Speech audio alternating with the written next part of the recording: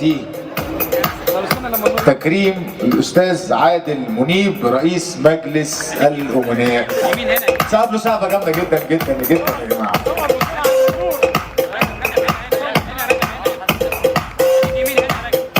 هو اوريدي موجود.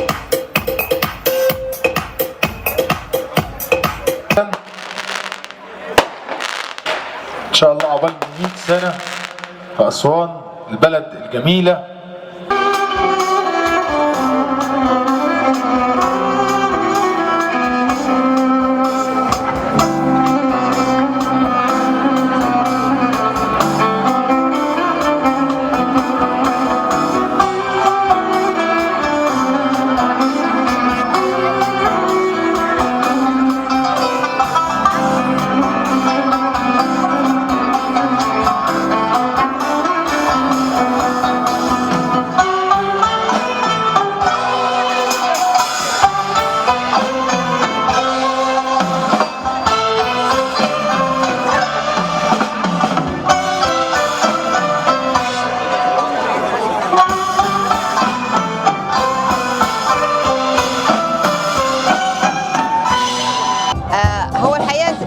المؤسسة بتاع نحمي تراثنا هم قلنا بفكرة المهرجان، وتهدف الفكرة ان يتم الاعلان عن اسوان كمدينة التراث والابداع العالمي.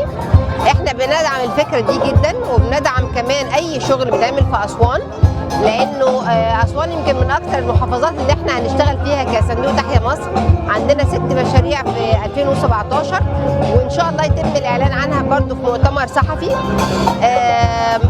اسوان هي البوابه الجنوبيه لمصر، وهي اللي بيخرج منها الثقافه والفنون والابداع. ويمكن حضرتك عرفت كمان ان في منافذ تجاريه تم الافتتاح عنها، فدلوقتي كمان التجاره بين مصر واسوان وبلاد افريقيا بقت اسهل وايسر من قبل كده.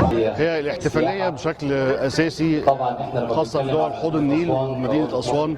مدينه اسوان مدينه الجمال ومدينه الفن، وطول عمرها من المحافظات اللي حظها للاسف كان قليل في النماء الاقتصادي ومشاريع التنميه فيها. لما جت فكره المؤتمر هنا كانت هدفها الرئيسي ان احنا نعمل مشروع يبدا بمبادره كبيره في اسوان علشان ننمي حرف اليدويه وحرف حوض النيل. والحمد لله المعرض اللي موجود دلوقتي معرض هايل وفيه مشروعات كبيره.